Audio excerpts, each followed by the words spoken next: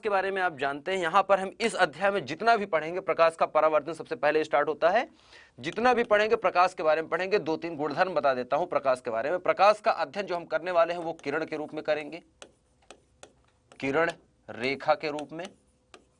प्रकाश की जब हम बात करेंगे किरण रेखा के रूप में हम उसको पढ़ने वाले हैं। दूसरा, प्रकाश को हम मानेंगे कि हरदम और हरदम सीधी रेखा में गमन करता है। ये इसकी दूसरी प्रॉपर्टी है जो हमें हरदम याद रखनी है, सीधी रेखा में गमन। ये इस अध्याय को पढ़ने का तरीका है। प्रकाश को किरण के रूप में मान के चलना है हर जगह, पूरे अध्याय में। सीधी रेखा में प्रकाश गमन करता है, ये बात एकदम याद होनी चाहिए, कंठस्थ होनी चाहिए। एकदम इसको आंख मूंद कर स्वीकार करो कि एकदम सीधी रेखा में चलता है, कोई इसमें शक ही नहीं होना चाहिए, ठीक है। और तीसरी चीज, प्रकाश के रास्ते में कोई भी चीज आती है, प्रकाश के मार्ग में कोई भी वस्तु आएगी तो उसका ये प्रतिबिंब बना देती है। क्या बना जाती है? प्रतिबिंब, ठीक है, ये याद रखना। प्रकाश सीधी रेखा में चलेगी, किरण के रूप में अध्ययन करेंगे, और इसके मार्ग में कोई भी वस्तु अगर रखी रहेगी तो वो क्या करेगी? उसका प्रतिबिंब बनाएगी। छोटी सी चीज, ठीक है। प्रवर्तन नहीं होता बेटा, परावर्तन होता है, ठीक है। चलो स्टार्ट करते हैं। हो गया, चलो अब देखते हैं। तो प्रकाश का परावर्तन की बात करेंगे। आपने कक्षा 10 में पढ़ रखा है, 10वीं की बात है, वही चीज पढ़ेंगे जो 10वीं में था। उससे ना एक भी शब्द, ना ज्यादा ना कम, सेम वही पढ़ना है। प्रकाश के परावर्तन के लिए एक समतल सतह होनी चाहिए पहले तो हमारे पास। कोई भी सतह चलेगी लेकिन समतल सतह से हम स्टार्टिंग करते हैं। एक समतल सतह है, इस समतल सतह को हम परावर्तक सतह बोलते हैं। क्या बोलते हैं बेटा? परावर्तक सतह। इस परावर्तक सतह पर प्रकाश पड़ती है एक बिंदु पे आके, और प्रकाश पड़ने के बाद ऐसे चली जाती है, लौट जाती है। मतलब प्रकाश को इस तरफ अपने उस पार नहीं जाने दे रहा है, ठीक है। इस तरह की सतह को परावर्तक सतह कहते हैं, ठीक है। और ये आदर्श सतह होगी अगर पूरा का पूरा प्रकाश अगर ये परावर्तित कर देता है, जितना प्रकाश आ रहा है पूरी की पूरी अगर परावर्तित हो जाती है तो ये आदर्श परावर्तक सतह है। मतलब एक भी प्रकाश का एक अंश भी दूसरे तरफ अगर नहीं जा पाता इस वस्तु के, तो ये एक अच्छा परावर्तक सतह बोला जाएगा, ठीक है, याद रखना। अब ये प्रकाश एक बिंदु पर अगर गिरती है जहां, इस आने वाली प्रकाश को बोलते हैं आपतित प्रकाश किरण। और जो टकरा के लौट गई परावर्तक सतह से, इसको बोलते हैं परावर्तित किरण, ठीक है। प्रकाश की किरण ही है तो परावर्तित किरण, ठीक है। चलो, अब ये आपतित प्रकाश किरण, परावर्तित प्रकाश किरण तो हो गया, ठीक है। अब थोड़ी सी और अच्छी चीजें इसमें जानने का समय आ गया। अब ये जो बिंदु है इसको बोलते हैं जहां पर प्रकाश गिरती है, इसी बिंदु को बोलते हैं बेटा, इस बिंदु को मैं नाम ओ दे देता हूं, चलो ठीक है, ठीक है। ये ओ बिंदु है, इस बिंदु को बोलते हैं आपतन बिंदु। कक्षा 10 में आपने खूब नंबर बटोरे थे इस अध्याय से, ठीक है। इस अध्याय का बहुत ही उपयोग रहा है, ठीक है। चलो, अब इस बिंदु पर जहां पर प्रकाश परावर्तित हो रही है, जिस बिंदु पर टकरा रही है, उस बिंदु पर इस सतह के साथ 90 अंश का कोण बनाते हुए एक रेखा खींचेंगे। इस बिंदु पर इस सतह के साथ, याद रखना, इस सतह के साथ, जिस सतह पर प्रकाश गिर रही है, इस सतह के साथ 90 अंश का कोण खींचते हुए एक रेखा खींचेंगे। तो एक रेखा 90 अंश का कोण खींचते हुए, ये जो रेखा होती है इसको बोलते हैं, इस तरह से मैं डैश डैश करके बनाया हूं, इस रेखा को बोलते हैं, मान लो ये MO रेखा है, MO बोल दिया, इस रेखा को बोलते हैं बेटा अभिलंब। ये क्या होता है? ये होता है अभिलंब। अभिलंब मतलब क्यों लंब क्यों बोलते हैं? क्योंकि ये सतह के साथ कितना, सतह के साथ इसका कोण 90 अंश होता है। सतह के साथ इस रेखा का 90 अंश कोण होता है। इस रेखा का पूरा ये कोण 90 अंश दिख रहा है। चलो, अब मैं अगर बोलूं प्रकाश के परावर्तन के नियम, तो नियम कुछ इस तरह से है बेटा कि आपतित प्रकाश की किरण और अभिलंब के बीच में एक कोण बन रहा है। ये इस कोण को I से निरूपित करते हैं, छोटे I से। और परावर्तित किरण और अभिलंब के बीच में भी एक कोण बन रहा है, इसको बोलते हैं R। ये परावर्तन कोण है। ये कोण है आपतन कोण, ये कोण है परावर्तन कोण। ये क्या है? आपतन कोण, ये क्या है? परावर्तन कोण, ठीक है। तो पहली चीज ये होती है, परावर्तन की घटना कहीं भी होगी, इसके 2 नियम हैं। परावर्तन के 2 नियम होते हैं। पहला नियम है कि कोण आई जो होता है ये बराबर होता है सदैव और सदैव कोण आर के। मतलब आपतन कोण और परावर्तन कोण हमेशा और हमेशा बराबर होंगे, ये याद है आपको। अभी स्टार्ट कर रहा हूं, ये आपको पता है, मुझे पता है, इसलिए बहुत आराम से आपको ये चीजें समझ में आ जाएंगी। ये बिंदु जो है इस आपतन बिंदु बोलते हैं, ठीक है। ये परावर्तक सतह पर आपतन बिंदु होता है और आपतन बिंदु पर ही अभिलंब खींचा जाता है, जहां पर परावर्तित किरण और आपतित बिंदु एक ही जगह पर होती हैं। आपतित किरण और परावर्तित किरण एक ही बिंदु पर होते हैं। तो दूसरा नियम वही है कि अगर इसको नाम दे दे, चलो इसका नाम दे देते हैं ए ओ और इसका नाम बी दे देते हैं। तो ए ओ क्या है? आपतित किरण। ओ बी क्या है? परावर्तित किरण। एम ओ क्या है? अभिलंब। ये सभी एक ही तल के एक ही बिंदु पर होते हैं, जिसको आपतन बिंदु बोलते हैं। ये दूसरा नियम हो गया। इसको लिखा लिखाया दिखा देता हूं आपको। ये लिखा लिखाया ये नियम है, ठीक है।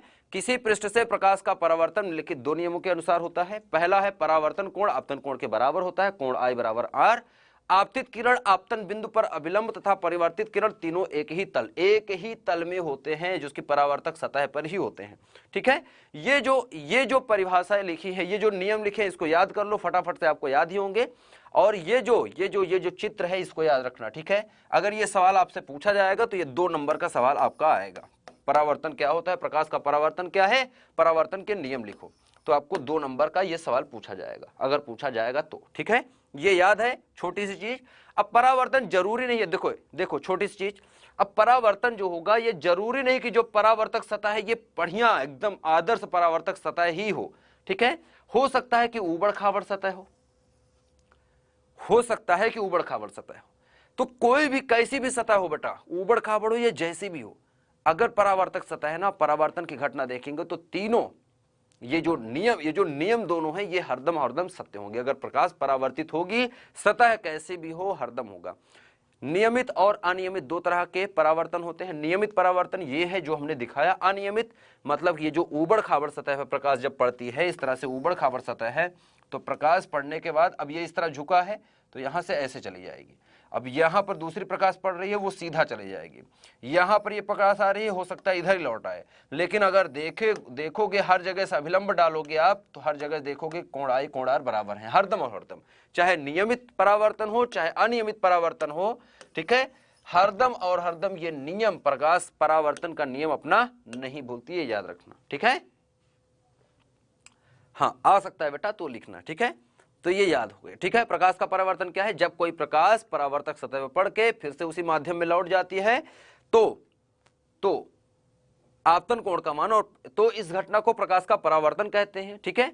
किसने दिया था बेटा? ये जरूर नहीं है, बस ये याद रखो ये है, ठीक है। चलो, प्रकाश का परावर्तन समझ में आया, ठीक है, अच्छी बात है। प्रकाश का परावर्तन का नियम भी आपके सामने ये दिखा दिया हूं मैं, इसको आप लिख लेना, ठीक है। चले आगे चले, हो गया यहां तक खत्म। प्रकाश का परावर्तन इतना ही था। प्रकाश का परावर्तन मैंने बताया कि नियमित हो सकता है, नियमित परावर्तन हो सकता है या अनियमित हो सकता है, या अनियमित हो सकता है, ये याद रखना, ठीक है। अनियमित भी हो सकता है,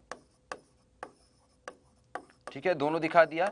नियमित परावर्तक सतह होगा, परावर्तक सतह जब समतल होगा तो नियमित होगा। अनियमित कब होगा? जब परावर्तक सतह कुछ और हो।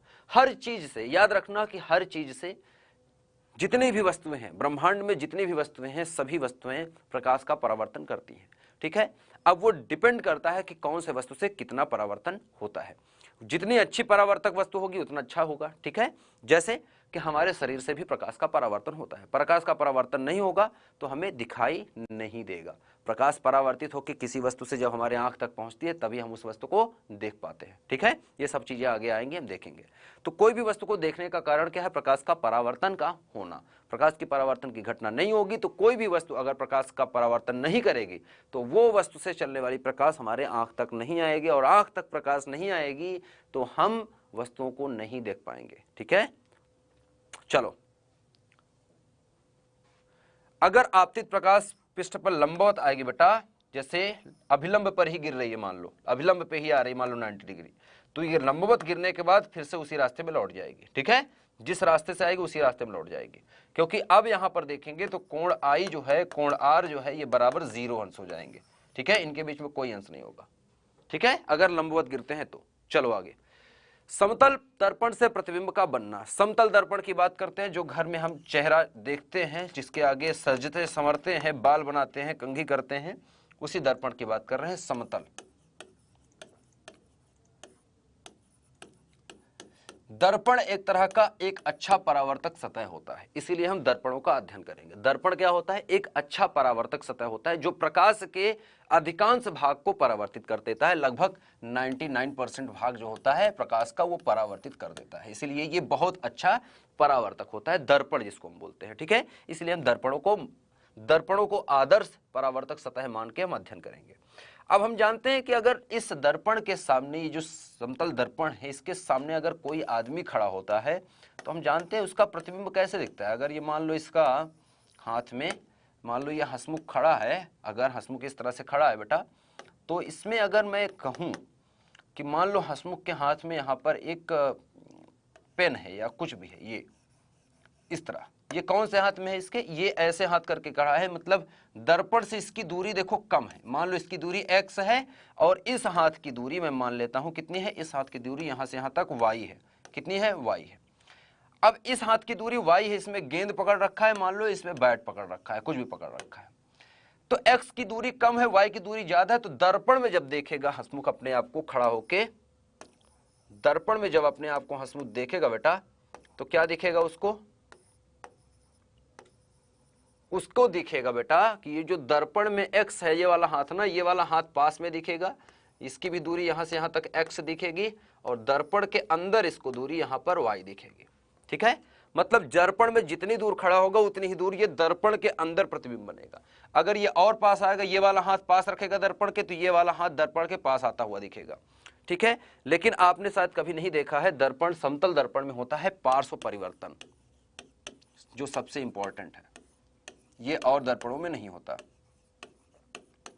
पार्श्व परिवर्तन की घटना जो होती है वो सिर्फ और सिर्फ समतल दर्पण में होता है। सही सुनते जाना। पार्श्व परिवर्तन क्या होता है कि अगर जाके आप खड़े हो जाओ दर्पण के सामने, सुनो मेरी बात सुनना, दर्पण के सामने आप खड़े हो जाओ और अपना अगर बड़ा दर्पण है, जो अलमारी वगैरह या जिसमें भी आपको बड़ा अगर शीशा कहीं पर मिल जाए, तो अगर वो है, ठीक है, बड़ा शीशा है या छोटा भी है तो कोई दिक्कत नहीं है, तो आप क्या करो, अपना ऐसे खड़े होकर दायां हाथ ऊपर उठाओ। दायां हाथ ऊपर उठाओगे तो दर्पण में अगर देखोगे आप, तो दर्पण में आप ही आगे सामने खड़े हो, तो आपका जो दायां है, जो आपका दायां है, वास्तव में अगर कोई आदमी अगर इस तरफ अगर आप देखो, तो दर्पण की तरफ आप मुंह करके खड़े हो, तो आपका जो चेहरा है वो भी आपकी तरफ मुंह करके खड़ा है। ये बात सही है? ठीक है, आप भी अभी अपने आप को ही देख रहे हो, है ना?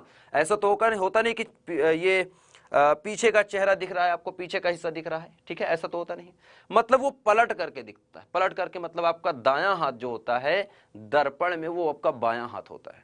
आपका जो बायां होता है वो दर्पण में दायां होता है। अगर आप दर्पण में दायां हाथ उठाओगे और अगर दर्पण ना हो, आदमी खड़ा हो, अगर मान लो आपका ही एक जुड़वा भाई या जुड़वा बहन है जो आपके सामने खड़ा हो, मान लो दर्पण ना हो, ठीक है, आपके जैसे, वो सामने खड़ा कर दो, और अगर आप कहोगे कि दायां हाथ उठाओ, तो वो आपका इधर वाला हाथ उठाएगी। वो कौन सा हाथ उठाएगी? वो ऐसा दिखेगा, वो ऐसा हाथ उठा देता है, लेकिन उठाना कौन सा चाहिए? ये दायां हाथ है। लेकिन देखो तो ये दायां हाथ ऐसे है, लेकिन जब घूम जाते हैं तो ये दायां हाथ ऐसे होना चाहिए, लेकिन दर्पण में क्या दिखता है? यही हाथ उठता दिखता है, मतलब बायां हाथ उठा रहे हो आप। दर्पण में पार्श्व परिवर्तन होता है। ठीक है, तो ये पार्श्व परिवर्तन की घटना है कि वो दायों को बायां, बायों को दायां कर देता है। ठीक है, बाएं को दायां, दाएं को बायां कर देता है। सही है, याद रखना। मतलब बी को देखोगे आप दर्पण में तो ये इस तरह दिखेगी। ठीक है, कुछ अक्षर नहीं दिखते, जैसे ओ को देखोगे तो ओ ही दिखेगा, एम को देखोगे तो एम ही दिखेगा, क्योंकि एम का ये वाला भाग और ये वाला भाग आधे से देखो तो आधे की इस तरफ भी वही है, इस तरफ भी वही है। डब्लू देखो तो बीच से जितना जिस तरह इधर बना है उसी तरह इधर, तो इसका उल्टा कर दो तो इसी तरह बना रहेगा, तो कोई फर्क नहीं पड़ता। लेकिन अगर पी है, पी को देखोगे तो ये ऐसी दिखेगी। ठीक है, उल्टा दिखेगा। ठीक है, चलो खत्म यहां तक। अब कुछ इंपॉर्टेंट है, प्रतिबिंब को कुल संख्या, ये ज्यादा इंपॉर्टेंट है, जो कि आप नहीं देखे थे आज तक। ठीक है, जो आज तक आपने नहीं देखा था। आओ देखते हैं, जो आज तक नहीं पढ़ा है 10वीं में, वो नई चीज क्या है कि अगर मान लो एक दर्पण ऐसे है, नीचे रखा है, और एक दर्पण को सीधा इस पे लगा दिया जाए, और कोई वस्तु यहां पर मान लो गेंद है, यहां पर रख दी जाए, तो इसके कितने प्रतिबिंब बनेंगे इस दर्पण और इस दर्पण को मिला के? नहीं पता है आपको। अभी मान लो तो ये 90 अंश का कोण है तब, अब इसको धीरे धीरे झुकाते जाओ, मतलब दर्पण को ऐसे कर दिया हमने और वस्तु यहां रखी है, तो कितने प्रतिबिंब बनेंगे दोनों दर्पण में? कितने प्रतिबिंब? जैसे आप जानते हो कि जब आप नाऊ की दुकान पे जाते हो, बार्बर की दुकान पे जब जाते हो बाल कटवाने, तो जो दर्पण होता है वो एकदम सीधा नहीं लगा होता है। एक सामने वाला सीधा होता है, लेकिन पीछे की दीवार पे जो होता है, जो पीछे का चेहरा बाल दिखाने के लिए लगा होता है, वो थोड़ा सा झुका हुआ लगा होता है, ऐसे आगे की तरफ झुका हुआ लगा होता है। क्यों? क्योंकि वहां पर कोण दिखाना होता है, कोण पर दिखाना होता है, ताकि आपका पीछे का चेहरा, पीछे का जो हिस्सा है बाल का जो कटिंग हुई है वो आप देख सके सही से कटा है कि नहीं, है ना। तो कितने कोण कितने प्रतिबिंब बनेंगे, इसकी संख्या कैसे निकालें? तो इसके लिए बस सूत्र है, एक सूत्र है। हम जानते हैं भाई कि 360 अंश होता है एक गोले का। मतलब अगर कोई वस्तु यहां है, अगर ये पूरा घूम के फिर से अपनी जगह पे आ जाए, मतलब कितना कोण? 360 अंश। अगर सिर्फ सीधा है तो 180 अंश, है ना। अगर सीधा सीधा लगा है 180, ऊपर लगा है तो 90, नीचे लगा है 270, फिर से घूम के आ जाए, मतलब यहीं से चले यहीं पर घूम के आ जाए, मतलब 360 अंश का कोण कंप्लीट है। ठीक है, तो 360 अंश का कोण एक वृत्त होता है, मतलब वहीं से चल के वहीं पर आ जाए 360 अंश का कोण। थोड़ा जल्दी चल रहा है लेक्चर, ध्यान देना। तो इसमें वस्तु की स्थितियों पर निर्भर करता है कितने पर वस्तु को रखा जा रहा है। ठीक है, कहां पर वस्तु को रखा जा रहा है ये जरूरी है। तो इसके लिए ये सूत्र है, फटाफट से देखो क्या सूत्र है, इसका स्क्रीनशॉट लो और याद रखो, मैं इसमें समझा देता हूं। तो दो स्थितियां हो सकती है। अगर 360 बटा थीटा, थीटा क्या है?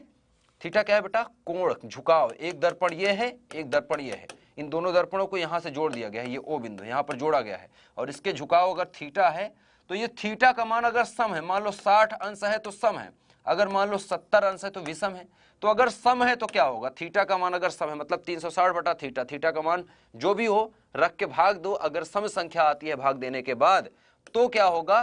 तो n क्या है? n क्या है? प्रतिबिंब की संख्या। n क्या है यहां पर? प्रतिबिंबों की संख्या। ठीक है, तो प्रतिबिंब कितने बनेंगे? 360 बटा थीटा माइनस 1, ये प्रतिबिंब की संख्या बनेगी। ठीक है, इतने प्रतिबिंब बनेंगे। मतलब एक उदाहरण अभी मैं दिखा देता हूं आपको। और बी नंबर, अगर 360 बटा थीटा विषम है तो दो स्थितियां होंगी। पहला स्थिति होगी वस्तु अगर सममित रूप से रखा है, मतलब सममित रूप से मतलब इन दोनों के बीचों बीच रखा है। अगर वस्तु इसके बहुत पास रखा है या इससे दूर है, इससे पास रखा है तो अलग है। अगर दोनों के बीचों बीच रखा है तो सममित रूप है। ठीक है, दोनों के लिए बराबर दूरी पर रखा है। अगर इस तरह नहीं रखा है तो अलग होगा। तो देखो, जब सममित रूप में रखा है तो दोनों दर्पणों के बीच बने कोण के अर्धक पर, मतलब ये अगर 60 अंश का कोण बना रहा है दोनों के बीच में, तो 30 अंश पर वस्तु रखी हो, 30 अंश पर, इसके कटान पर, इस लाइन पर कहीं भी वस्तु रखी होगी तो यह सममित होगा। ठीक है, इस लाइन के इधर रखी होगी तो इस दर्पण के पास होगा, इस लाइन के इधर होगी तो दूसरे दर्पण के पास है प्रतिबिंब। ठीक है, तो इस तरह जब होगा तो ये वाला होगा। असममित रूप से रखा है तब ये n बराबर 360 बटा थीटा माइनस 1, और अगर सम रूप में रखा है, सममित रखा है तो 360 बटा थीटा, और नहीं रखा है तो जो प्रतिबिंब की संख्या होगी इतनी होगी। ठीक है, ठीक है, सही है, सही है यहां पर। ठीक है, चलो अब मैं इसमें एक उदाहरण दिखा देता हूं आपको कि मान लो कि एक दर्पण है इस तरह से, ये दोनों 60 अंश के कोण पे रखे। ठीक है, 60 अंश की ये सममित अक्ष है। ठीक है, इनके दोनों दर्पणों के बीच, ये पहला दर्पण है, ये दूसरा दर्पण है, दोनों के बीच में कोण दिया है थीटा बराबर कितना है? 60 अंश। ठीक है, ये पूरा थीटा है यहां से यहां तक, दोनों दर्पणों के बीच में, ये बीच से जा रहा है, मतलब ये 30 बन जाएगा, और नीचे वाला भी 30। तो मतलब वस्तु यहां रखी है अगर, तो 60 अंश है तो देखो 360 बटा थीटा, थीटा कितना है? 60, भाग दो तो कट जाएगा, 6 छंग 36, तो कितना आया? 6 आया। कितना आया? 6 आया। तो 6 का मान क्या है? सम है, सम है, सम है तो कितने प्रतिबिंब बनेगा? 6 माइनस 1 मतलब 5 प्रतिबिंब बनेंगे। n बराबर कितना आ जाएगा? n बराबर आ जाएगा 5, 5 प्रतिबिंब बनेंगे। ठीक है, ठीक है बेटा, 5 प्रतिबिंब बनेंगे। अगर मान लो ये 70 अंश होता, 70 अंश मतलब 45 कटता, सॉरी मान लो 90 अंश है, 90 अंश है तो 45 कटेगा। ठीक है, तो आप निकाल सकते हैं n का मान, जैसे भी होगा आप निकाल सकते हैं। n का मान कैसे निकालना है, ये सूत्र लिखा है 360 बटे थीटा, थीटा का मान जैसा भी हो आप रखते जाओ, निकालते जाओ। ठीक है, हालांकि इतना ज्यादा है नहीं कुछ, बेटा रिपीट कर दो, कोई चीज नहीं होती। ठीक है, आपको बताना होगा समझ में क्या नहीं आया। ठीक है, चलिए यहां तक क्लियर है, यहां तक क्लियर है सबका? बेटा क्लास में पहले आया करो और टाइम पर क्लास में आया करो, जो मैं बता रहा हूं उसको सुना करो, कक्षा 10 की बातें सब चल रही हैं। ठीक है, हाँ, समझ नहीं आया? क्या नहीं समझ में आया ये बताओ, मैं एक बार और अभी वेट कर रहा हूं, इसके बाद मैं निकल लूंगा आगे। ठीक है, एक बार और पूछ रहा हूं, क्या समझ में नहीं आया? जिसको भी नहीं समझ में आया ये लिखे कि क्या समझ में नहीं आया है। जो समझ में नहीं आया ये लिखा करो बेटा, कहां पर समझ में नहीं आया, पहला बिंदु नहीं समझ में आया, दूसरा बिंदु नहीं समझ में आया, कहां नहीं समझ में आया, नहीं तो मैं आगे बढ़ जाऊंगा और बस तुरंत बढ़ने वाला हूं। बी फिर से बता दो, बी इसमें साफ साफ लिखा है बेटा कि अगर 360 बटे थीटा, थीटा का भाग दो अगर सम संख्या आती है, जैसे वहां पर 6 आया था सम संख्या, 360 में 60 से भाग दिया हमने, 6 आया तो सम संख्या था, तो संख्या सम है, तो इसके लिए ये सूत्र दिया है। कितने प्रतिबिंब बनेंगे इसमें मान रखो, आ जाएगा आंसर। और अगर विषम होगा इसका भाग दो, थीटा का रख के भाग दो, जैसे 45 से भाग दो तो विषम संख्या आएगी। विषम संख्या आएगी तो वस्तु, अगर अब विषम संख्या आएंगी तो दो कंडीशन है। पहली है कि वस्तु को देखो कहां रखी है, दोनों दर्पणों के बीचों बीच रखी है, दोनों दर्पणों के बीचों बीच रखी है, या एक दर्पण की तरफ ज्यादा रखी है, एक दर्पण की तरफ कम रखी है। अगर बीचों बीच रखी है तो ये वाला सूत्र लगेगा, और अगर एक किनारे पर एक दर्पण के ज्यादा पास रखी है, एक दर्पण से ज्यादा दूर है, तो ये वाला सूत्र लगेगा। बस ठीक है, चलो एग्जाम्पल दे चुका बेटा। आगे अन्य महत्वपूर्ण जानकारियां कुछ लिखे हैं यहां पर, फटाफट से पढ़ो। समतल दर्पण के लिए है, समतल दर्पण के लिए कुछ इंपॉर्टेंट परिभाषाएं लिखी हैं। ठीक है, समतल दर्पण के लिए कुछ इंपॉर्टेंट परिभाषाएं लिखी हैं। ठीक है, जब कोई वस्तु यू चाल से, देखो यहां पर पहले इसको पढ़ो, मैं समझाता हूं। यू चाल से समतल दर्पण की ओर या समतल दर्पण से दूर की ओर गति करता है तो उसका प्रतिबिंब भी यू चाल से चलता हुआ प्रतीत होता है, 2u चाल से चलता हुआ प्रतीत होगा। ठीक है, मतलब समझो कि क्या हो रहा है। मान लो कि ये एक दर्पण है, दिख रहा है, ये चित्र दिख रहा है आपको। इसमें क्या है कि ये दर्पण है, इस तरह से इस तरह कर लेंगे, मतलब ये वाला सामने वाला भाग परावर्तक, ये वस्तु है कोई, ये वस्तु u वेग से आगे जा रही है। ठीक है, वस्तु का नाम O है, O वस्तु u वेग से आगे जा रही है। तो इसमें क्या दिखेगा, इमेज, I मतलब इमेज, O मतलब ऑब्जेक्ट मतलब वस्तु, I मतलब इमेज, इमेज मतलब प्रतिबिंब, प्रतिबिंब। अब प्रतिबिंब कैसे दिखेगा, अगर ये u से आगे जाएगी तो देखो क्या हो रहा है, वस्तु u से वस्तु जो है दर्पण के पास जा रही है। मान लो उससे पहले की वस्तु अगर यहां रखी है तो इतनी ही दूरी पर वस्तु प्रतिबिंब दिखेगा, अंदर की तरफ दर्पण के बिल्कुल दिखेगा। अब वस्तु पास जा रही है, जैसे अगर मान लो x दूरी वस्तु पास गई तो यहां पर क्या होगा, x दूरी वस्तु आ गई, यहां पर आ गई वस्तु। अगर x कम हुई दूरी तो दर्पण की x दूरी तो कम होगी, लेकिन जब कम होते हुए दिखेगी तो कितना, x दूरी ये कम प्लस प्लस क्या हुआ, x दूरी यहां से तो कम हुई, लेकिन यहां से देखो, समझो इसको, ये यहां पर है, ये यहां पर है, यहां से u सॉरी ये यहां है, यहां से u गई, तो यहां से जब ये चल रही है तो वस्तु तो चली रही है, कहां बढ़ रही है, दर्पण की तरफ, दर्पण की तरफ। तो ये कितना दिखेगा, वस्तु इसमें दिखेगी कि वस्तु u से आ रही है, और इसके अलावा डिस्टेंस कम हो रही है इसकी वजह से, तो इसमें दुगनी स्पीड दिखेगी। कितना दिखेगी, 2u से आते हुए दिखेगी, कितना, 2u से, मतलब दुगनी स्पीड से प्रतिबिंब चलती हुई दिखेगी। एक तो दर्पण के सापेक्ष चल रही है, एक वस्तु जो है, वस्तु दर्पण की तरफ बढ़ रही है तो वो तो कम ही हो रहा है, प्रतिबिंब भी दर्पण की तरफ आ रही है, तो वस्तु तो चल रही है, प्रतिबिंब भी आ रही है। अरे सापेक्ष वेग जो आपने कक्षा 11वीं में पढ़ा था कि अगर एक कार 40 किलोमीटर की रफ्तार से चलती हुई इधर जा रही है और दूसरी कार अगर 20 की रफ्तार से चलती हुई इधर आ रही है, तो इस कार को इसका वेग कितना दिखेगा, 20 और 40 जोड़ के कितना दिखेगा, 60 किलोमीटर प्रति घंटे की रफ्तार से इसको दिखेगा। तो वही हो रहा है, ये आगे जा रही है दर्पण से, और दर्पण से क्योंकि दूरी भी कम हो रही है, दूरी कम हो रही है, तो इसके पास दुगना स्पीड दिखेगी। ठीक है, अंदर की तरफ। दूसरी स्थिति क्या हो सकती है कि वस्तु रखी हो, दर्पण को ही गतिमान कर दो, दर्पण को गतिमान कर दो।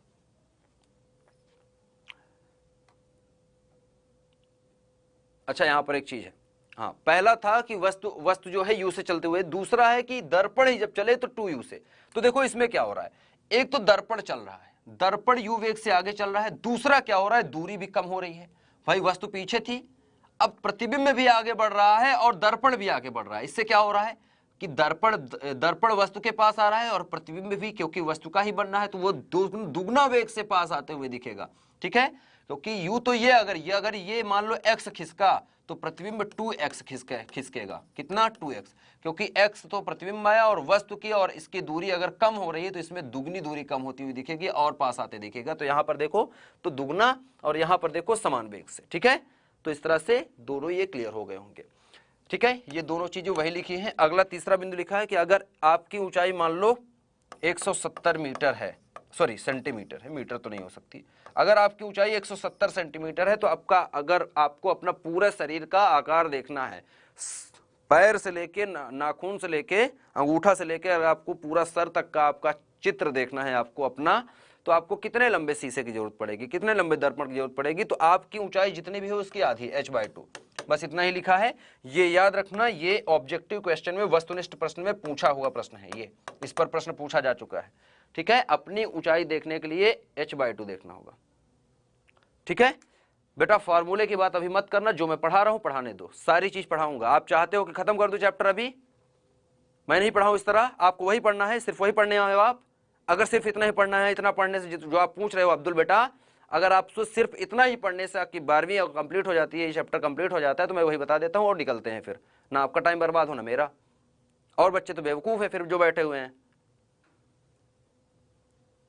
तो जो मैं पढ़ा रहा हूं मेरे हिसाब से पढ़ाने दो, मुझे पता है मुझे क्या पढ़ाना है। ठीक है, आप पढ़िए, जो पढ़ा रहा हूं ये समझ में ना आए तो वो पूछो, फालतू की चीजें नहीं पूछना है। ठीक है, चलिए अब यहां पर लिखा है, एक व्यक्ति को अगर मान लो पूरे कमरे का चित्र देखना है, मान लो आप कमरे के बीच में खड़े हैं और कमरे में आपको, आप सामने देख रहे हैं लेकिन पीछे की चीजें आपको देखनी है, पीछे की पूरी दीवार आपको अगर देखनी है, तो अगर कमरे की दीवार जो भी है, जितना भी उसका क्षेत्रफल है, अगर पूरा देखना है, कमरे की दीवार पूरा देखना है, तो आपको पहली बात तो बीचों बीच खड़ा होना पड़ेगा कमरे के, और उसके बाद दोबारा दूसरी चीज कि अगर शीशे की बात करें कि दर्पण जो होगा उसका कितना बड़ा दर्पण चाहिए, तो दर्पण आपको चाहिए बेटा कितना, दीवार का जो क्षेत्रफल है उसका बटा 3, दीवार का जितना भी क्षेत्रफल है उसके बाई 3। ठीक है, तो यहां पर देखो वही चीज लिखा है, वही चीज लिखा होगा।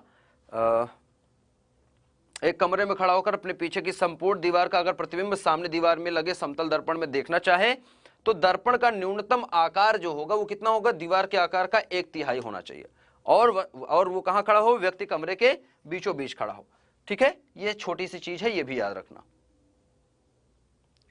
ठीक है, चलिए फटाफट से आगे बढ़े बेटा। चलिए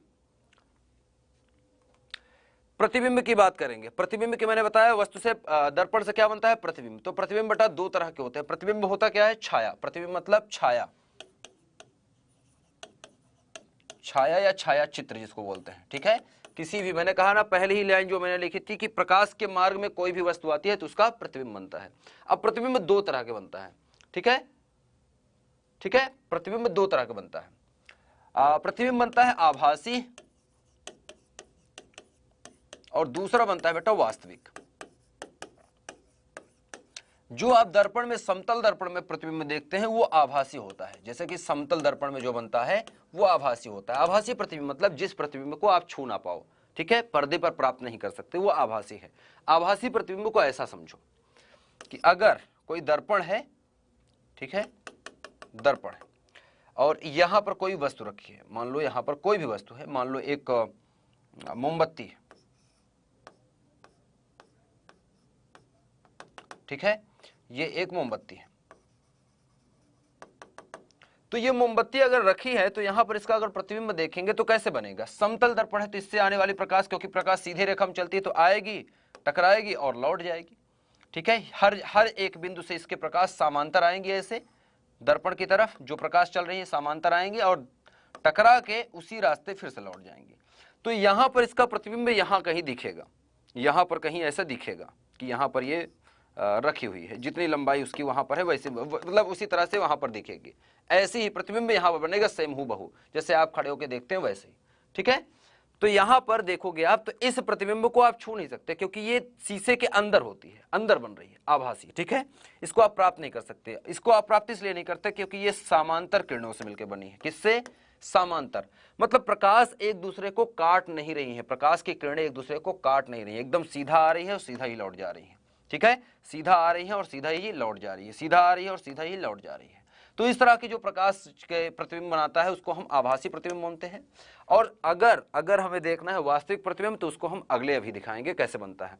वास्तविक प्रतिबिंब बनता है गोलीय सतह से परावर्तन की वजह से, जैसे अवतल या उत्तल की वजह से। आप देखते हैं कि प्रकाश यहाँ आई, टकरा के ऐसे गई, प्रकाश यहाँ आई, टकरा के ऐसे गई, जहां पर प्रकाश एक दूसरे को काटती है यहाँ पर वास्तविक प्रतिबिंब बनता है। ठीक है, जहां पर प्रकाश एक दूसरे को काटते हैं वहां पर वास्तविक प्रतिबिंब बनता है। ठीक है, अब ये आप पढ़ चुके हैं कक्षा 10वीं में। अब मैं आपको दिखा देता हूं कि किस तरह से इसमें दोनों में अंतर है। ये अंतर आपके किताब में लिखा हुआ है, किताब का ही ये चित्र है, ठीक है, ये किताब का ही आपके चित्र है, फटाफट से आप नोट कर सकते हैं कि वास्तविक प्रतिबिंब क्या है। इसमें लिखा है परावर्तित या अपवर्तित। अपवर्तित तो अभी हमने पढ़ाया नहीं, तो परावर्तित, सिर्फ आपको परावर्तित। अपवर्तन जब हम पढ़ाएंगे प्रकाश का तब हम बताएंगे। तो परावर्तन किरणें इससे होके गुजरती हैं, तो इससे होके गुजरती है, ठीक है, वास्तविक प्रतिबिंब में। मतलब वहां पर कटान बिंदु जहां होगा, जहां पर प्रकाश एक दूसरे को काटेंगे, वहां पर क्या बनेगा, वास्तविक। आभासी कहां बनेगा बेटा, आभासी बनता है कि परावर्तित और अपवर्तित किरणें इससे होके नहीं गुजरती, प्रतीत होती हैं कि यहां से आ रही है, लेकिन वहां से आती नहीं है, ठीक है, ऐसा प्रतीत होती है, वास्तव में वहां पर होती ही नहीं, ठीक है। दूसरा है कि यहां पर यह हमेशा वस्तु के सापेक्ष सदैव उल्टा बनता है, वो सीधा बनता है। तो इसको हम बताएंगे कैसे। आभासी जो होगा हरदम सीधा बनेगा, जैसा आप चित्र देखते हैं वो सीधा ही होता है। वास्तविक अभी नहीं दिखाया हूं मैं, कक्षा 10वीं में अगर याद है तो अच्छी बात है, नहीं याद है तो अभी मैं दिखाऊंगा कुछ देर में, तो अभी आपको दिख जाएगा कैसे बनता है, ठीक है। तो ये सब क्लियर हो जाएगा धीरे धीरे। प्रतिबिंब जब बनाना स्टार्ट करेंगे हम दर्पण से, तो आपको दिखेगा कि अच्छा ये आभासी है, ये वास्तविक है। तो आपको अंतर, ये जो लिखा है अंतर, ये लिख लेना। इसको समझने की बारी जो है बेटा वो अभी बताने वाला हूं।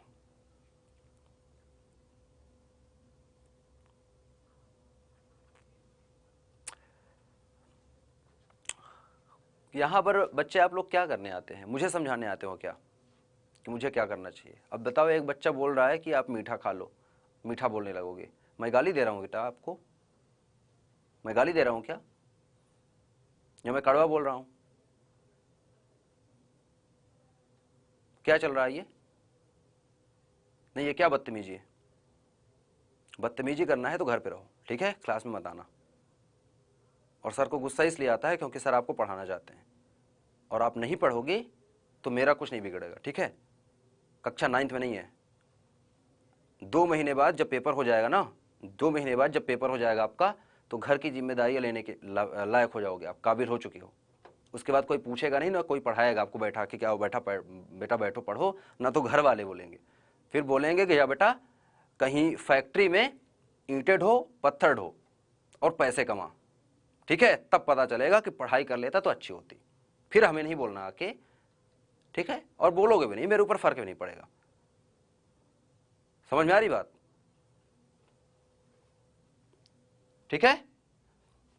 तो मेरा कुछ नहीं होने वाला बेटा, आप जैसे हजारों बच्चों को पढ़ा चुका हूं, आप नए नहीं हो, ठीक है। आप जैसे पता नहीं कितने बच्चे पढ़ चुके हैं, पता नहीं कितने IIT PMT में एडमिशन लेके पढ़ रहे हैं आराम से, पता नहीं कितने बच्चे खुश हैं, अभी भी कॉल आया करता है उनका, ठीक है। तो आप एक बच्चे नहीं होंगे तो इसका मतलब ये नहीं कि मैं खत्म हो जाऊंगा बेटा, आपके लिए अच्छी है, ठीक है, ये बातें आपके लिए मैं बता रहा हूं। आपका सिलेबस है, आपको पढ़ना है, आपको एग्जाम देना है। मैं दे चुका हूं, मेरा जो हुआ हो गया, मेरा जो होना था हो चुका है, अब मुझे पढ़ाना है, पढ़ा रहा हूं। पढ़ना है तो पढ़ो, नहीं पढ़ना है चुपचाप बैठे रहो या मत आओ क्लास में, ठीक है। हाथ पकड़ के कोई खींच के नहीं लाया होगा आपको क्लास में, ये मैं गारंटी देता हूं कि आपके घर में जाके कि पढ़ा आजा पढ़ ले, है ना। और अगर ऐसा आपको लग रहा है कि कोई आपका हाथ पकड़ के खींच रहा है, तो बेटा मत आओ क्लास में, निकल सकते हो। एक बटन होती है, क्लिक करो, बंद करो मोबाइल और भाग जाओ, ठीक है। चलो, प्रतिबिंब, प्रतिबिंब हो गए बेटा, ठीक है। गोलीय दर्पण की बात करते हैं। तो आपने कक्षा 10वीं में पढ़ा है बेटा, मूड खराब कर देते हैं कुछ बच्चे आके, डजंट मैटर, फोकस करते हैं थोड़ा सा इस पे। तो बेटा जो गोलीय दर्पण है, ठीक है, जो गोलीय दर्पण है बेटा, गोलीय दर्पण 2 तरह के होते हैं। गोलीय दर्पण जैसे नाम से ही पता चलता है, गोले की बात कर रहे हैं, ठीक है, एक गोले की बात की जा रही है यहाँ पर। आइए देखते हैं। तो ये एक गोला है, अगर गोला यहाँ पर आपको वृत्त जैसा दिख रहा है, गोला 3D होता है ना, जैसे गेंद गोला, ठीक है। तो जो गोला होता है, पढ़ाई की बात करिएगा बेटा, फालतू की मैसेज मत करिएगा, ठीक है। चलिए, गोले का एक केंद्र होता है, हम सभी जानते हैं, है ना, सहमत हो इस बात से, गोले का एक केंद्र होता है। और अगर गोले का केंद्र है तो गोले की एक त्रिज्या भी होती है, r, जिसको हम बोलते हैं। और गोले की त्रिज्या हर दिशा में बराबर होगी। अगर गोला एक सही से गोला है, सममित आकृत मतलब हर तरह बराबर है, तो एक गोला का त्रिज्या जो होती है हर दिशा में बराबर होगी, है ना, फिक्स होती है।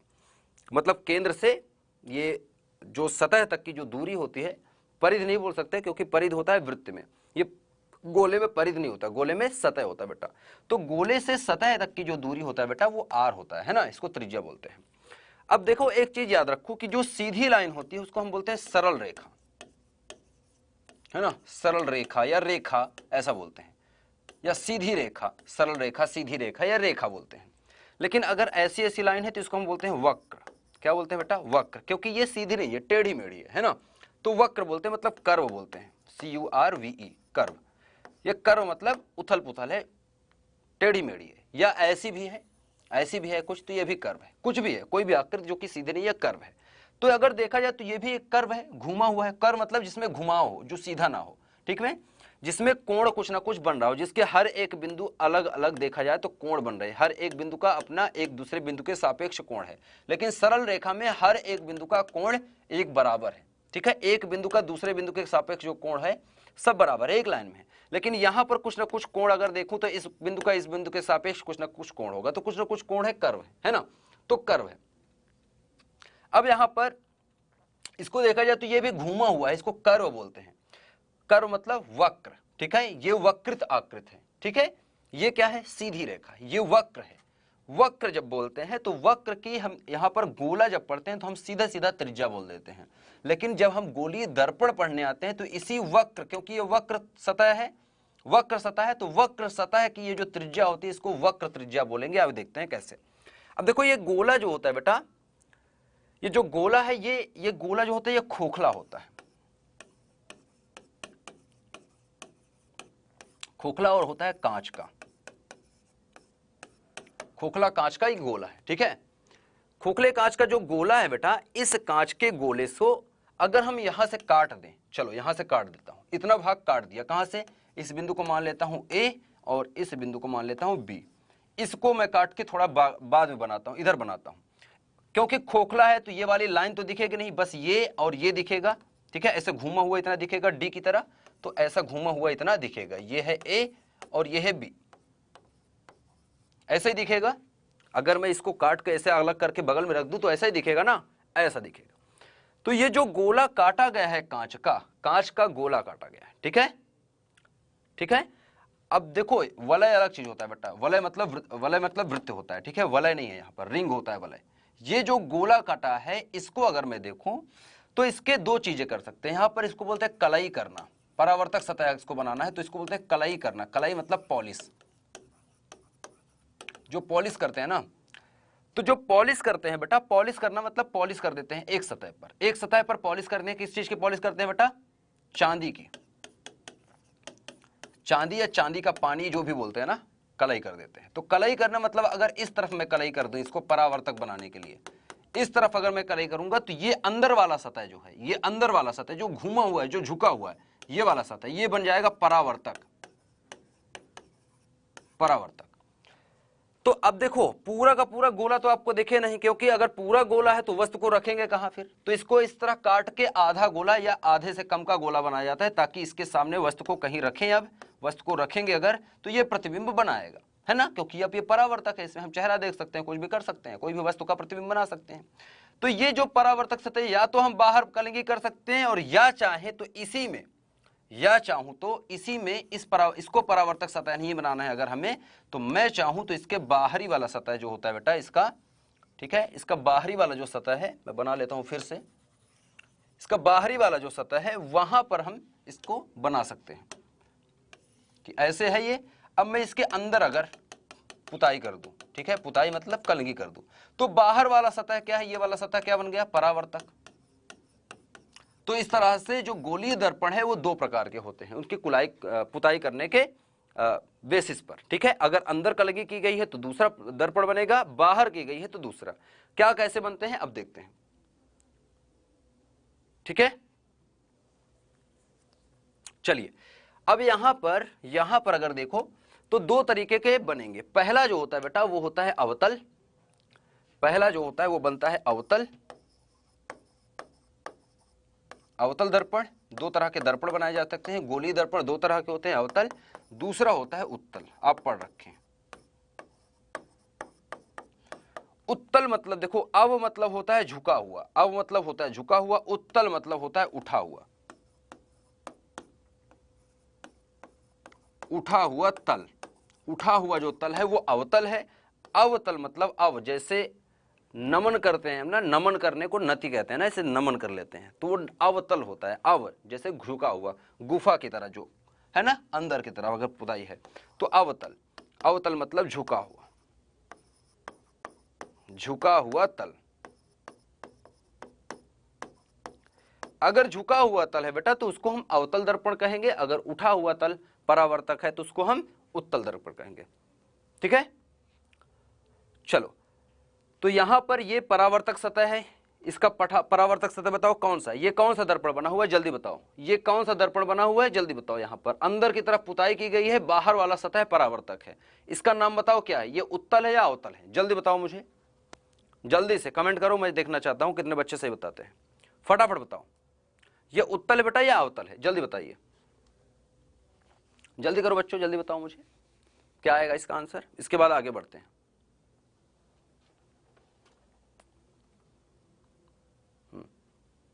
ये उत्तल है बेटा, ये उत्तल है, जैसे मैंने बताया ना वहां देखो, ये उत्तल दर्पण है बेटा, उत्तल दर्पण। उत्तल मतलब इसका उठा हुआ तल परावर्तक है तो ये उत्तल है। ठीक है, और अगर इसके बाहर तरफ हम पुताई कर दे, कलगी कर दे, अगर बाहर तरफ इस तरह से इसके पॉलिश कर दे हम, तो अंदर वाली सतह परावर्तक बन जाएगी, है ना, क्या होगा, अंदर वाली सतह परावर्तक बन जाएगी।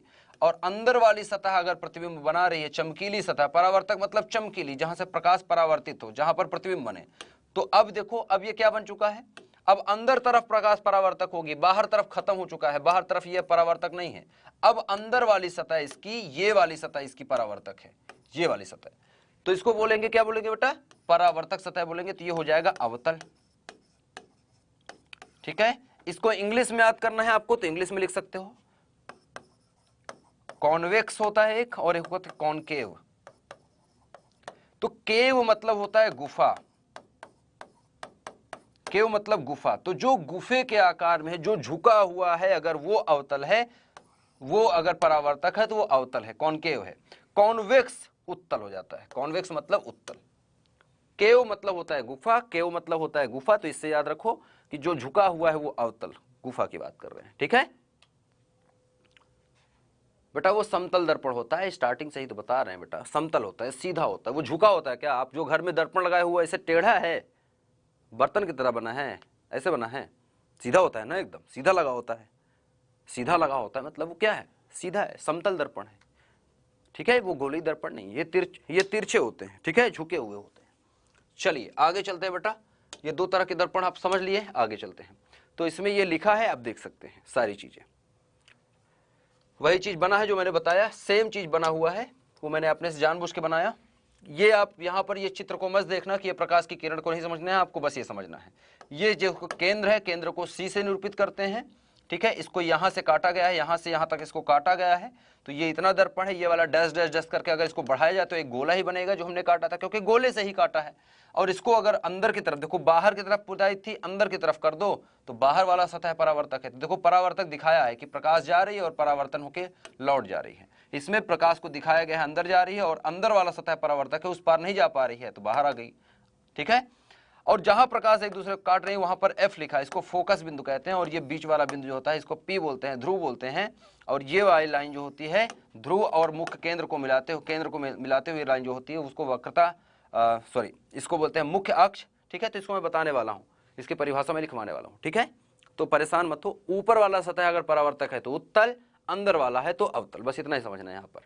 ठीक है, इतना ही समझना है यहाँ पर। ठीक है बेटा, चलिए अब यहाँ पर कुछ परिभाषाएं लिखी हैं, फिर मैं आपको समझाता हूँ कैसी, क्या क्या चीजें हैं। ये आप पढ़ चुके हैं, ये सारी चीजें आप पढ़ चुके हैं बेटा, और फालतू में जो बात चली गई उसके बारे में मैं देख रहा हूँ बहुत सारे बच्चे अभी भी उस पर बात कर रहे हैं। बेटा अब एक भी मैसेज मत करना, ठीक है, ठीक है, मुझे बुरा लगता तो बेटा मैं पढ़ाता भी नहीं। ठीक है, मुझे इस तरह की चीजें बुरी नहीं लगती, मैं आपको समझा रहा हूं कि नहीं बोलना चाहिए, अच्छी बात नहीं है, आप बड़े हो गए हैं ना। ठीक है, नहीं नहीं नहीं, किसी से कोई बात नहीं करना है और मेरा नंबर शेयर नहीं करना है। ठीक है, ये बात, ये गलत बात है बेटा। ठीक है, ओके, अरे किसी से स्नेहा बेटा कोई बात नहीं, इट्स ओके। ठीक है, कोई बात नहीं, गलती होती है कभी कभी, बट इट्स ओके। ओके चलो, नहीं बेटा किसी कोई बैड और कोई गुड नहीं होता, सिर्फ कोशिश करनी चाहिए, ठीक है, कि हम अपने जो व्यवहार है उसको सही से रखें, ठीक है। चलिए ये आप छोटी छोटी चीजें हैं, इसको लिख लो, मैं दिखा देता हूं कहां पर होते हैं। पहले ये आपने नोट कर लिया होगा, आपने पढ़ा भी है, वैसे तो आपने ये पढ़ रखा है, फोकस क्या होता है, फोकस दूरी क्या होती है। ये नीचे वाली लाइन आपने नहीं पढ़ी होगी, दो लाइन नीचे, ये 2 लाइन क्या, ये बीच वाली शक्ति क्या होती है, ये आपने सिर्फ नहीं सुना होगा। तो इसको नहीं सुना है तो कोई दिक्कत नहीं, इसको हम बाद में सीखेंगे, ठीक है। ये जो शक्ति है दर्पण की अभिसारित या अपसारित करने की क्षमता जो होती है, ये शक्ति कहते हैं। तो इस शक्ति को हम बाद में समझेंगे, ठीक है, इसको हम बाद में समझेंगे। ये लाइन ये हम आगे के लेक्चर्स में समझेंगे। अभी आपके जो ये लेक्चर्स है ये आपके कक्षा 10वीं में सारी की सारी चीजें पढ़ी हैं, ये सब 10वीं की बात है बेटा, ठीक है। 10th में आपने ये पढ़ रखा है, सारी की सारी चीजें जो लिखी हैं 10th में आपने पढ़ रखा है। 10th के अलावा अभी तक मैंने कोई चीज पढ़ाया नहीं, ठीक है, ठीक है बेटा। चलिए आइए आगे चलें, यहां तक आपने स्क्रीनशॉट ले लिया होगा तो मैं आगे बढ़ता हूं, ठीक है बेटा। चलिए कूल, ये लाइन आपको अभी समझनी नहीं है, ये लाइन, ये दोनों लाइन आप मत समझिएगा अभी, ठीक है। इसको मैं अभी समझाऊंगा, इसका प्रूफ भी करवाऊंगा, ये कैसे आता है, F बराबर R/2 कैसे होता है, कैसे आता है, ये नेगेटिव पॉजिटिव क्या लिखा है, इसको लिख लो आप, जब मैं समझा दूंगा तो क्लियर हो जाएगा आपको, ठीक है। तो नोट कर लो, सभी पॉइंट नोट कर लो, जब इसको मैं समझाऊंगा तो एक एक पॉइंट आपका क्लियर हो जाएगा, ठीक है। रटना नहीं पड़ेगा आपको, ये गारंटी है मेरी तरफ से, आपको रटने की जरूरत नहीं पड़ेगी, इसको रट के याद रखें, आपको समझा के याद रखवाएंगे, ठीक है। चलिए चिन्ह परिपाटी देखते हैं, छोटा सा है, लास्ट टॉपिक है। तो चिन्ह परिपाटी क्या है बेटा, कि दर्पण जो होता है, जैसे मैं आपको दिखा दूं, साइन कन्वेंशन इसको बोलते हैं। तो यहां पर देखो, तो हम एक चीज तो ये बचपन से पढ़ते आ रहे हैं, मतलब पढ़ते हैं, काफी दिनों से पढ़ रहे हैं। ये क्या होता है, एक्स अक्ष होता है जो कि धनात्मक होता है, इधर क्या होता है बेटा, ऋणात्मक एक्स अक्ष होता है। इसी तरह से इधर प्लस वाई, धनात्मक वाई होता है, इधर ऋणात्मक वाई अक्ष होता है ना, ये आप पढ़ चुके हैं, है ना। ये 0 होता है जिसको मूल बिंदु बोलते हैं, 0,0, ठीक है। अब यहीं पर ये जो चिन्ह परिपाटी देखते हैं, तो चिन्ह परिपाटी क्या होता है कि दर्पण के सापेक्ष वस्तु की स्थिति और उसमें संबंधित जो उसके पैमाने होते हैं, ठीक है, उसको किस तरह से चित्र के साथ लिया जाए, किस दिशा में क्या रखा है तो उसको क्या ले। तो अपर जैसे यहां पर अब मान लो कि कोई दर्पण, इसको ऐसे रख दिया जाए, ठीक है, ऐसे रख दिया जाए, इस केंद्र पर रख दिया जाए दर्पण, अब इस तरह से रखा है और ये अंदर की तरफ पुताई की गई है, मतलब ये क्या है, उत्तल दर्पण, ये वाला तल इसका परावर्तक है। तो वस्तु को हरदम याद रखना, वस्तु जो होती है, वस्तु को हम हरदम कहां रखते हैं, बाएं तरफ, बाएं तरफ, वस्तु को हरदम बेटा बाएं तरफ रखना है, ये याद रखना, हरदम और हरदम बाएं तरफ, किधर, लेफ्ट साइड, दर्पण के लेफ्ट साइड रखा जाता है, बाएं तरफ हरदम, ये नियम है। दाएं तरफ रख सकते हैं लेकिन हम बाएं तरफ रखते हैं जानबूझ के, ठीक है, अपनी सुविधा के लिए, ठीक है, बाएं तरफ रखते हैं, तो मतलब बाएं तरफ इधर ही कहीं रखेंगे, ठीक है। तो अब इससे चलने वाली प्रकाश की किरण होगी तो दर्पण की तरफ इधर ही जाएगी, और इस पे बाद परावर्तन के बाद कहाँ कहाँ जाती है, तो उसकी दिशाएं लेते हैं कि वस्तु से इसकी दूरी, दर्पण से वस्तु की दूरी कितना है, कितना क्या है, तो सारी चीजें आपने पढ़ रखा है, फिर भी मैं आपको दिखा देता हूं, ठीक है, ठीक है बेटा। मैं सभी को कॉल नहीं करता कभी, मतलब कॉल नहीं किया करता मैं यूजली, ठीक है। मुझे जब बोला जाता है कि इस बच्चे से बात कर लो तो मैं कॉल कर लेता हूँ, वो जब जरूरत मुझे लगती है कि बात करनी चाहिए तो मैं करूँगा, ठीक है, ऐसे नहीं, ठीक है बेटा। चलो तो ये चिन्ह है परिपाटी का चिन्ह, पहले यहाँ पर ध्यान दो बेटा, जो अच्छे बच्चे हैं वो यहाँ पर, ठीक है। चलिए यहाँ पर मैं बोल रहा हूँ चिन्ह परिपाटी, देखो ये वाई डैश, इस तरह से आपका वही चीज है जो हमने आपको दिखाया, एक्स अक्ष, धनात्मक एक्स अक्ष ये धनात्मक है, और इधर ऋणात्मक एक्स अक्ष है, ये धनात्मक वाई है और ये ऋणात्मक वाई है ना।